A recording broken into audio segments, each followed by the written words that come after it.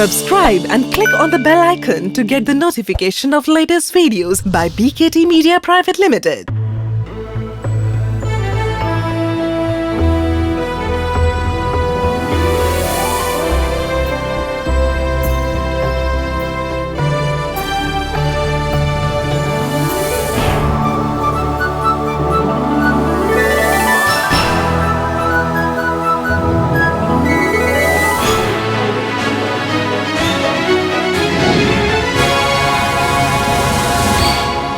Big Business Ideas.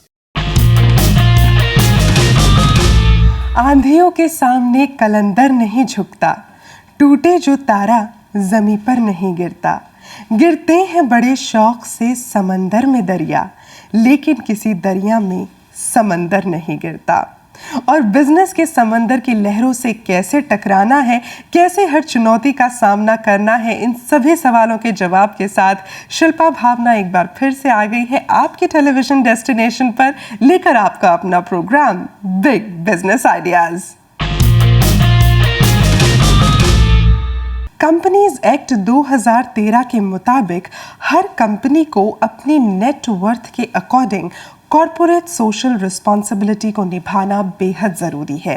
ये rule 1 अप्रैल 2014 से हर व्यवसायी पर लागू होता है, फिर चाहे वो एक बड़ा व्यवसायी हो या एक छोटा MSME व्यवसायी हो। कॉर्पोरेट सोशल रिस्पॉन्सिबिलिटी निभाना सभी व्यवसायियों के लिए बेहद ज़रूरी है, लेकिन बहुत से व्यवसायी कॉर्पोरेट सोशल रिस्पॉन्सिबिलिटी को या तो एक ऑब्लिगेशन मानते हैं या फिर मानते हैं एक लायबिलिटी। क्या वाकई ये सच है, या फिर कॉर्पोरेट सोशल रिस्पॉन्सिबिलिटी हमारे देश की इकोनॉमी और हमारे बिजनेस डेवलपमेंट में भी हमारा साथ दे सकती है?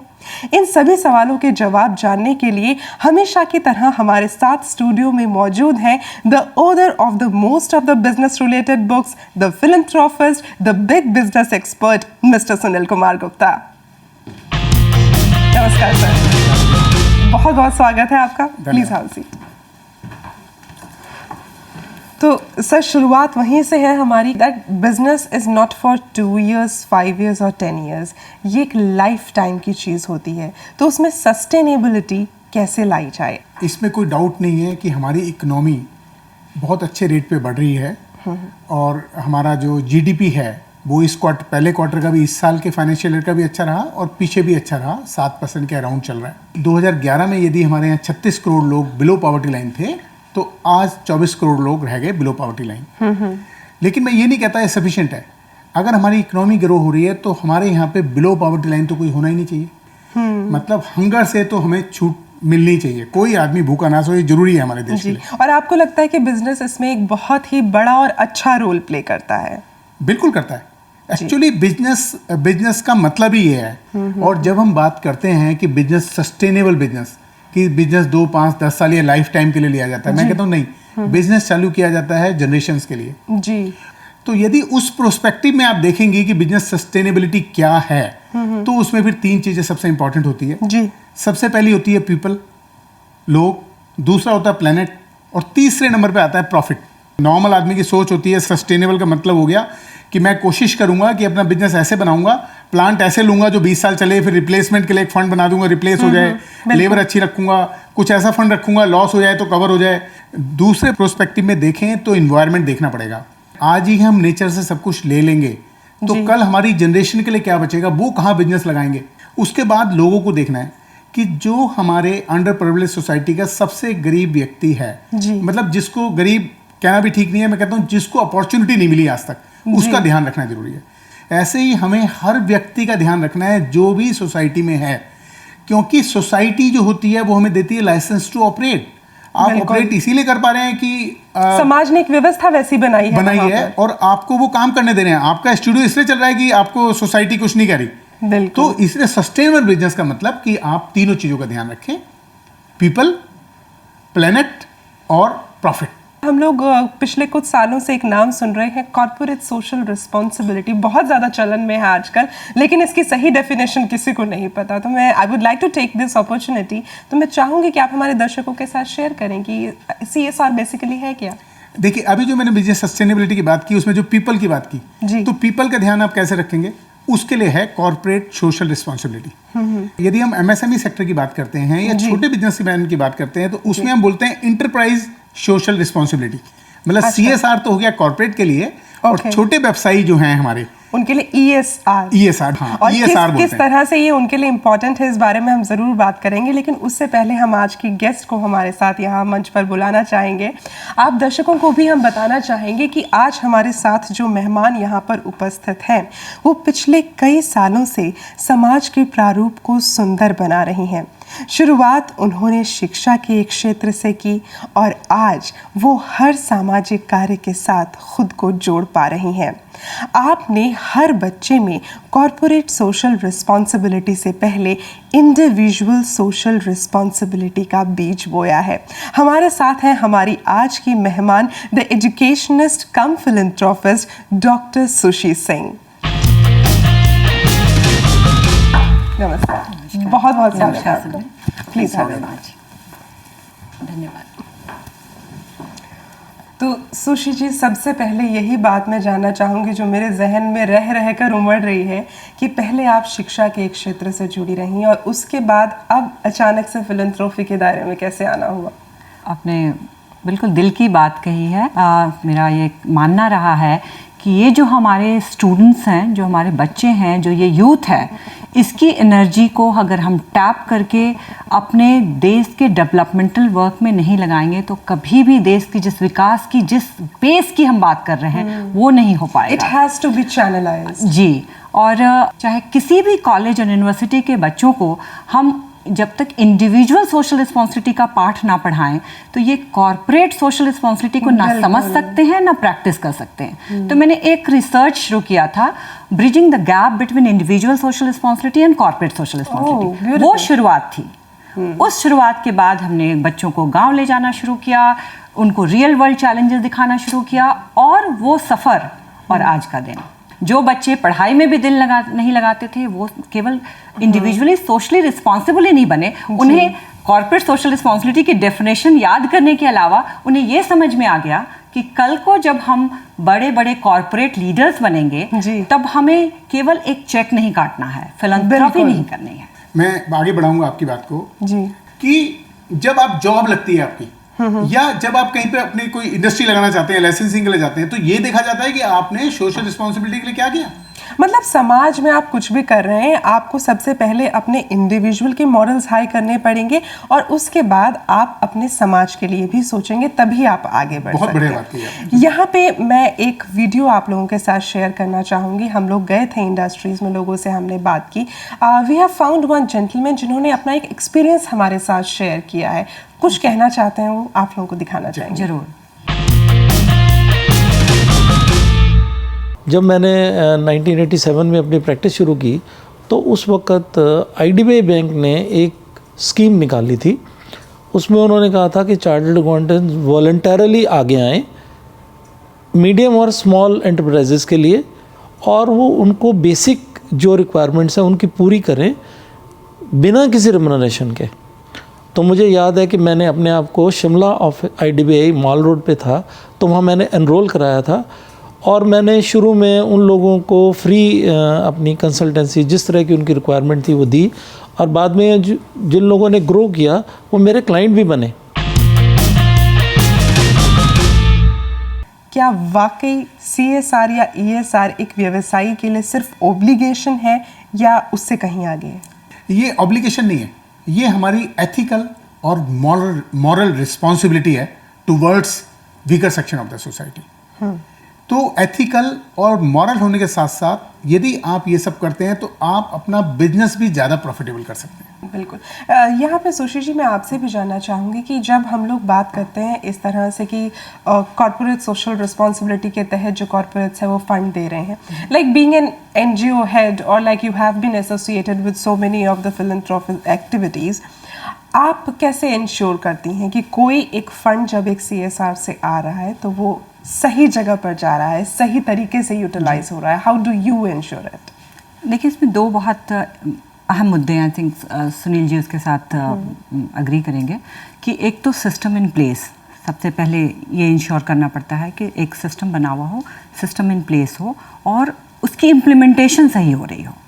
पहले सिस्टम बनानी होती है, सिस्टम को देखना होता है सिस्टम इन प्लेस है कि नहीं, कि जो फंड्स एलोकेट किए गए हैं वो पहली बात किस इलाके में किए गए हैं, किस एक्टिविटीज़ के लिए किया गया है, उसको कितने उनका शेड्यूल क्या है, कितने कितने महीनों में क्या क्या टारगेट रखे गए हैं, उसको इंश्योर करना पड़ता है। उसके दौरान वही जिसको कहते हैं रिपोर्टिंग कहते हैं, क्लोज मॉनिटरिंग कहते हैं, उन सबको सिस्टम इन प्लेस है कि नहीं है। दूसरा कि वही इम्प्लीमेंटेशन वाली बात, इम्प्लीमेंटेशन फिर आप कैसे करा रहे हैं, या इंडिविजुअल के ऊपर डिपेंड करता है, एक हर ऑर्गेनाइजेशन के ऊपर डिपेंड करता है। आप किसी ट्रस्ट के साथ मिलके कर रहे हैं, किसी सोसाइटी को लेके कर रहे हैं, या हो सकता है हम दो कॉर्पोरेट मिलकर हम हैंड्स जॉइन करके हम खुद डायरेक्टली अपने फाउंडेशन के द्वारा करना चाहते हैं। सबका अपना अपना तरीका होता है, पर सिस्टम इन प्लेस को देखने के लिए आपको इंश्योर करना पड़ता है कि आपकी जो कॉर्पोरेट आपने जो स्ट्रैटेजी बनाई है, आपने की जो बिजनेस स्ट्रैटेजी, जो आपके बिजनेस गोल्स हैं, उसके साथ आपकी ये ग्रेटर सोसाइटल नीड्स की अलाइनमेंट है कि नहीं है। एक सामंजस्य होना जरूरी है। अगर मैं एक एजुकेशन सोल्यूशन कंपनी के लिए काम करती हूँ, अगर इसका कोई फाउंडेशन है, इस फाउंडेशन की अलाइनमेंट होनी चाहिए कि इसका गोल क्या है, क्वालिटी एजुकेशन प्रोवाइड करना।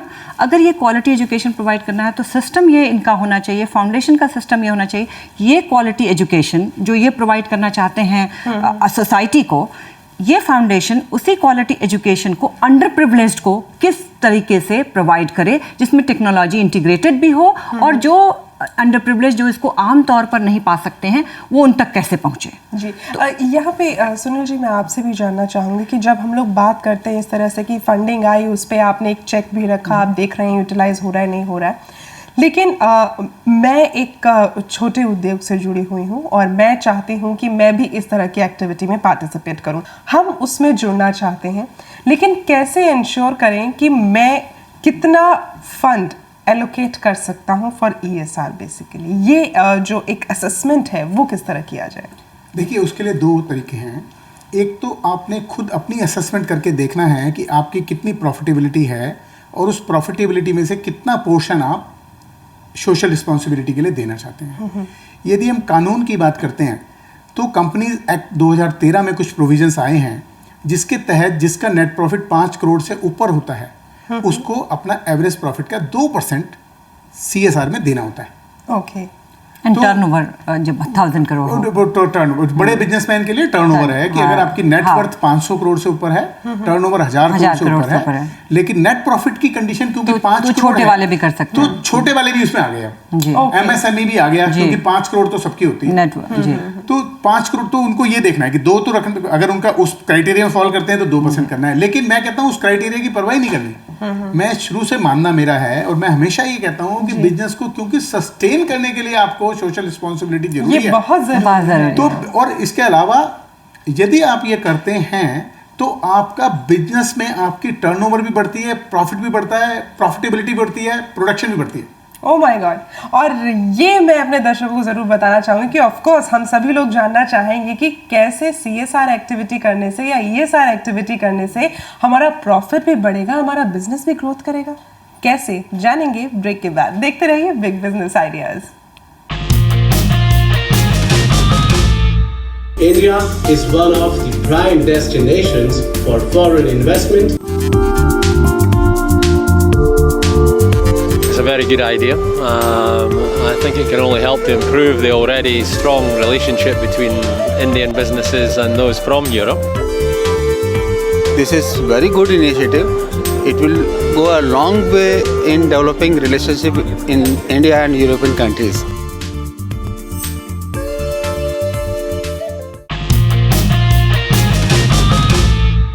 ब्रेक के बाद एक बार फिर से स्वागत है आपका। आप देख रहे हैं बिग बिजनेस आइडियाज। आपसे सर ब्रेक पे जाने से पहले हम लोग बात कर रहे थे कि जब कोई व्यक्ति, कोई व्यवसायी CSR के साथ या ESR के साथ अपने आप को जोड़ता है तो उसका बिजनेस अल्टीमेटली ग्रो करने लग जाता है और प्रॉफिट बढ़ जाते हैं। ये कैसे होता है? देखिए, ये बिल्कुल इजी कॉन्सेप्ट है। जब आदमी CSR और ESR करता है तो उसको कैपिटल के लिए इजी एक्सेस हो जाती है। मतलब कि उसको लोन मिलना और वेंचर कैपिटलिस्ट मिलना और इक्विटी कैपिटल मिलना आसान हो जाता है। ओके। क्योंकि जब भी कोई पैसा लगाता है तो वो ये देखता है कि ये CSR और ESR पूरा कर रहा है कि नहीं कर रहा। इससे उसकी एथिकल वैल्यू पता लगती है बिजनेस की। तो यदि हम ESR और CSR कर रहे होते हैं तो हमारी इजी एक्सेस टू कैपिटल है, मतलब अगर आपको कैपिटल आसानी से मिल गई तो बिजनेस बढ़ गया। इनकेस पहले प्रॉफिट को मैं इसको बड़े सिंपल शब्दों में समझाना चाहूँगी कि जैसे आप शिल्पा, ये कप है, अगर इस कप के ऊपर मुझे ये लिखा हुआ मिल जाता है कि इसका 2% प्रोसीड एक उस NGO को जा रहा है जो फिजिकली डिसेबल्ड, और ये बना हुआ ही भी उस संस्था के द्वारा है जो जहाँ फिजिकली डिसेबल्ड या मेंटली चैलेंज बच्चों को देखा जाता है, तो शायद मैं 10 रुपये ज़्यादा देकर भी ये कप खरीदना चाहूँगी। ये एक बहुत बड़ा जो इन्होंने ये कहा कि भाई आपकी प्रॉफिटेबिलिटी भी बढ़ जाती है, और ये बहुत बड़ा उदाहरण है। आज हम हर उस चीज़ को खरीदना चाहते हैं जहाँ हमें लगता है कि ये एक सोशल रिस्पॉन्सिबिलिटी से जुड़ी हुई संस्था है। बिल्कुल। मिसेस सिंह ने बहुत अच्छा बताया, इसे हम बोलते हैं ब्रांडिंग। हमारा ब्रांड पड़ता है।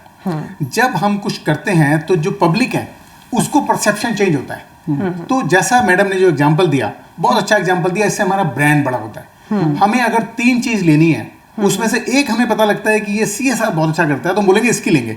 बिल्कुल। जब ब्रांड बड़ा हो गया तो मार्केटिंग बढ़ गई, मार्केटिंग बढ़ गई तो प्रॉफिट बढ़ गया, तो टॉप लाइन भी बढ़ी, बॉटम लाइन भी बढ़ी। बिल्कुल। 2 चीजें होगी। तीसरी चीज होगी, ग्लोबल मार्केट की एक्सेस ईजी हो जाती है। कैसे? यदि ग्लोबल मार्केट में आपको अपना प्रोडक्ट बेचना है तो वहां तो ये कंपलसरी है। यदि आप ESR और CSR नहीं कर रहे तो आपका प्रोडक्ट बिकेगा ही नहीं। और चौथा प्रॉफिट, अगर मान लीजिए ग्लोबल सप्लाई चेन का इस्तेमाल करना है आपने, तो वो तभी हो सकता है जबकि आप CSR ESR कर रहे हैं। ओके।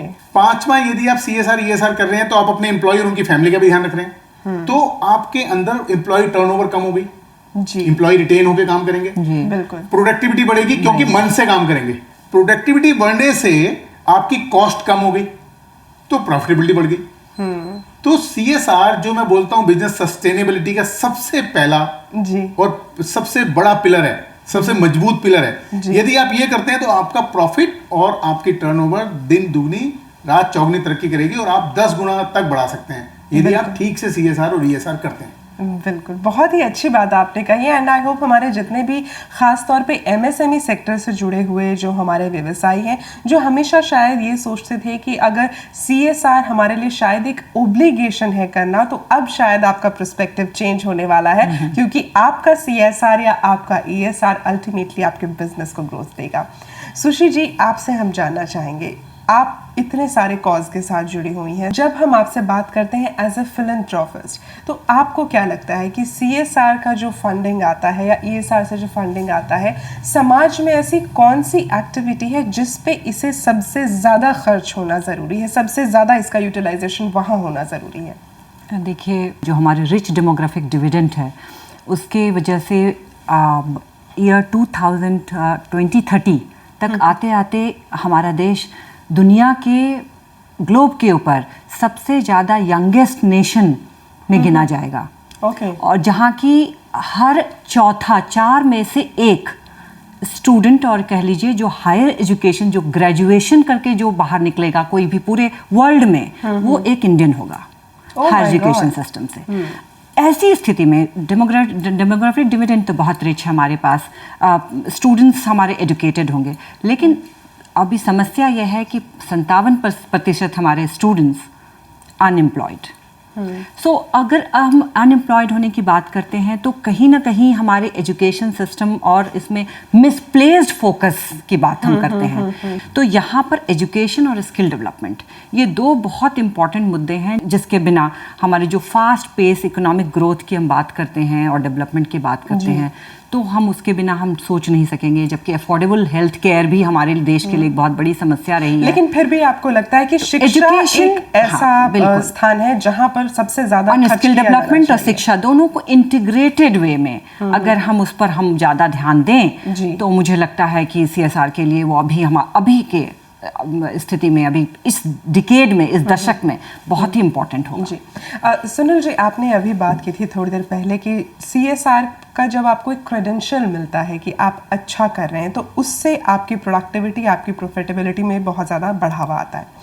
लेकिन ये पहचाना कैसे जाए, ये एक बहुत बड़ा सवाल है कि मैं कैसे पहचानूं कि क्या मैं CSR सही कर रही हूँ या ESR सही कर रही हूँ, या मुझे वो क्रेडिट रेटिंग कहाँ से मिलेगी? बहुत ही बढ़िया क्वेश्चन पूछा आपने। अब मान लीजिए मैंने बोला कि ग्लोबल एक्सेस मिल जाएगी, ग्लोबल सप्लाई चेन मिल जाएगी, कैसे मिलेगी, कैसे पता लगेगा उन्हें? यूएस में आदमी बैठा है, उसे आपने CSR किया कि नहीं किया, कैसे बिलीव करेगा वो?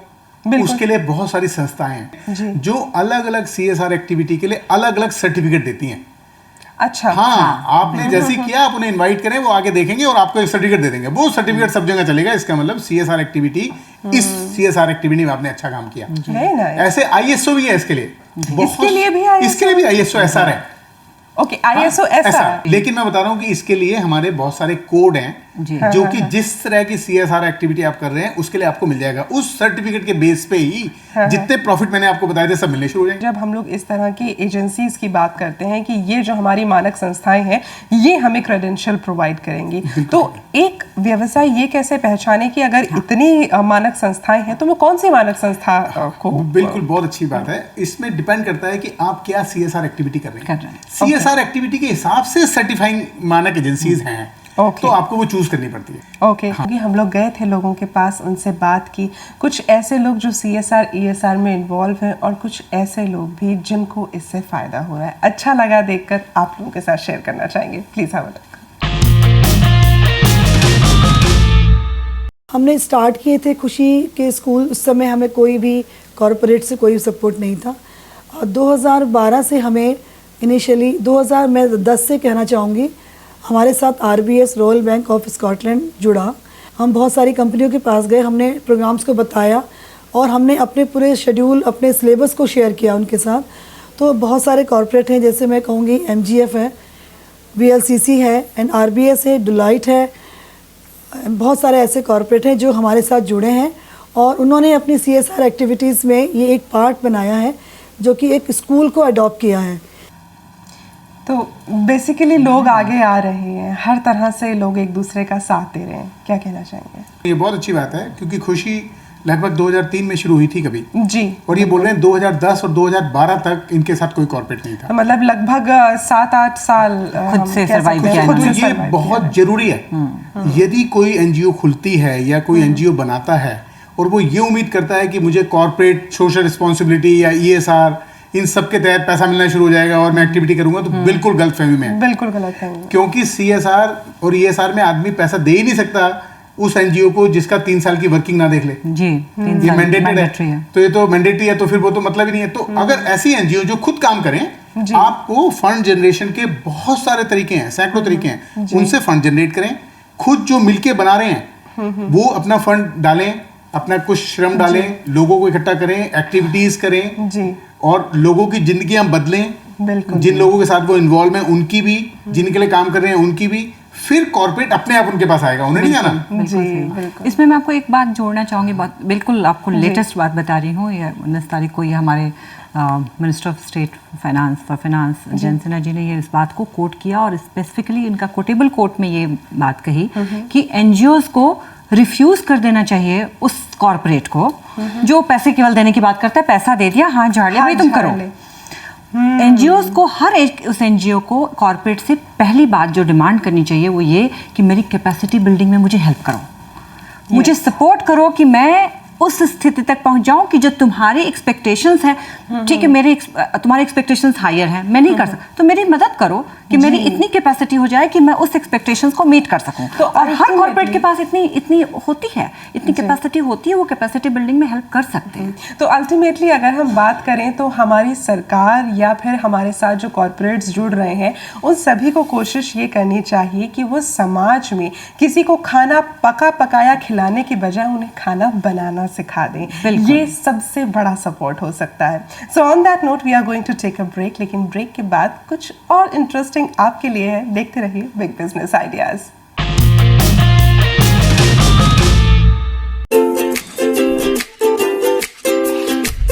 There's a very incredible phone in the market right now. I love to spend on branded bags. I really want to spend on watches. Good clothes. I need to change my phone. I want a full closet of everything should be branded with this. My footwears, my shades, my watches, my hair accessories, shopping and food. Lot of clothes. Lots of bags. मेरे को महंगे जूते और महंगी belt पहनने का बड़ा शौक है। I'm currently working with an MNC. My father, my brother-in-law. Pocket money. I will ask my boyfriend. My elder brother. I was working for past 1 year, so I've had a habit of saving.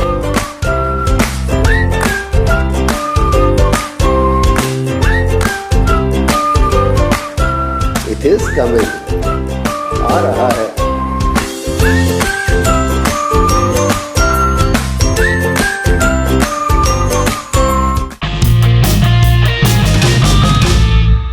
Break के बाद एक बार फिर से स्वागत है आपका। आप देख रहे हैं आपका अपना प्रोग्राम बिग बिजनेस आइडियाज़। अब जैसा कि हमारे प्रोग्राम की रिवायत है कि हम हर बार आपका एक बिजनेस मंत्र लेते हैं हमारे पूरे एमएसएमई सेक्टर के लिए।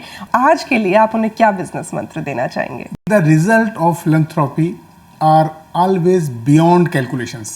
यदि आप कुछ आदमियों की जिंदगी बदलते हैं तो वो इन टर्न कितनों की बदलेंगे उसकी कोई कैलकुलेशन नहीं की जा सकती। बिल्कुल। तो बस आप फिलैंथ्रोपी शुरू कीजिए जी, तो बस शुरुआत करने की देर है। और वैसे भी हमेशा इस बात को कहा जाता है कि अगर हमें ईश्वर वो नहीं दे रहे हैं जो हम चाहते हैं तो इसका मतलब ये है कि उन्होंने उससे और कुछ अच्छा सोचा हुआ है जो वो हमें देना चाहते हैं। खैर, क्योंकि अब हम अपने प्रोग्राम के ऐसे सेगमेंट में आ गए हैं जहाँ पर हमारे पास गेस्ट के लिए कुछ खास होता है, तो आज क्योंकि हमारी मेहमान सुशी जी हैं तो हम आपके साथ एक रैपिड फायर खेलना चाहेंगे। So shall we start now? Sunil ji मेरी मदद कर दीजिएगा। हम एक टीम है। एक टीम है। Going for the first question, अगर आपको पता चलता है कि आपके जूनियर ने कॉर्पोरेट सोशल रिस्पॉन्सिबिलिटी के तहत रिसीव किया हुआ फंड एक एलोकेटेड एक्टिविटी में नहीं खर्च किया है बल्कि उन्होंने खर्च किया है एक दूसरे CSR एक्टिविटी के लिए जो कि एक चैरिटेबल एक्टिविटी है, आपका रिएक्शन क्या होगा? मैं उनको इग्नोर कर दूंगी। इग्नोर कर देंगे? Is it right? मैडम की बात बहुत अच्छी है क्योंकि इन्होंने ये सुन लिया कि वो चैरिटेबल में लगा। चैरिटेबल में लगा। तो चैरिटी का चैरिटेबल में लगाया, ठीक है। लेकिन आजकल जो ट्रांसपेरेंसी आ गई है और आजकल हम इतने आगे बढ़ गए हैं कि जो CSR में देता है वो ये चाहता है कि जो मैंने एक्टिविटी में दिया उसी में खर्च करते हो तो ही आपकी मैंडेटरी रिक्वायरमेंट पूरी होती है और उसको हम इंक्लूड कर लेंगे। मैंने यही सोचा, मेरे दिमाग में यही बात आई थी कि हम उस एक्टिविटी को हम किसी न किसी तरीके से अपनी पहली एक्टिविटी के साथ जोड़ लेंगे। आप क्या कहते हैं, CSR एक फिलैंथ्रोपिस्ट एक्टिविटी है? यस और नो? नो। नो? मैं तो कहता ही हूँ फिलैंथ्रोपी एक्टिविटी नहीं है, आपके बिजनेस बढ़ाने का जरिया है। बिल्कुल। It's not only philanthropic activity, it is much beyond it. Much beyond it. हाँ, ये बल्कि ये ऐसा सवाल है जो मेरे जहन में बहुत बार उठता है कि जब हम बड़ी कंपनीज की बात करते हैं, बड़े कॉर्पोरेट्स की बात करते हैं तो मेनली वो लोग अपनी NGOs बनाकर उसी के लिए CSR एक्टिविटीज करना शुरू कर देते हैं। आपको क्या लगता है कि ये एक सही अप्रोच है या गलत अप्रोच है? Yes. It is right. Yes. You feel that? आपकी एक्सपर्टीज है एक इलाके, एक एरिया में, जैसे आप एजुकेशन सेक्टर की कोई कंपनी है, एजुकेशन सोल्यूशन से रिलेटेड काम कर रही है, तो आपकी वही वाली बात है, जो घर में जो रिसोर्सेज हैं, आपके एम्प्लॉय इंगेजमेंट अगर उस फील्ड से निकलकर बाहर अगर आप क्वालिटी एजुकेशन देने की बात करें, मेरे पास सारे एक्सपर्ट्स बैठे हैं, एज एम्प्लॉय इंगेजमेंट उस चीज को हम बड़े अच्छे से सस्टेनेबल बना सकते हैं। बिल्कुल बिल्कुल रहे हैं, उसी में इन्वॉल्व कर रहे हैं। आई वुड लाइक टू से कि आपने बहुत अच्छे से गेम खेला, जितना आप डर रहे थे उतना डरने की जरूरत नहीं थी, बहुत अच्छे से खेला। I'm a shooter as well, by the way. I'm a national level shooter. Okay, that is why you have got your target right. आपने बहुत अच्छा खेला और बिग बिजनेस आइडियाज की तरफ से आपके लिए ये छोटा सा गिफ्ट है। I hope you always remember us. Thank you so much for coming on the show. बहुत धन्यवाद।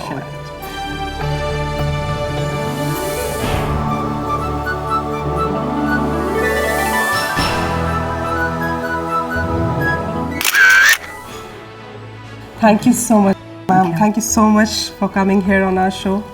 बहुत अच्छा आप लोगों ने हमारे जो पूरा MSME सेक्टर है, I hope they have got all their answers relating to the CSR. Thank you so much, Dr. Sushi Singh. Thank you so much, Mr. Sunil Kumar Gupta.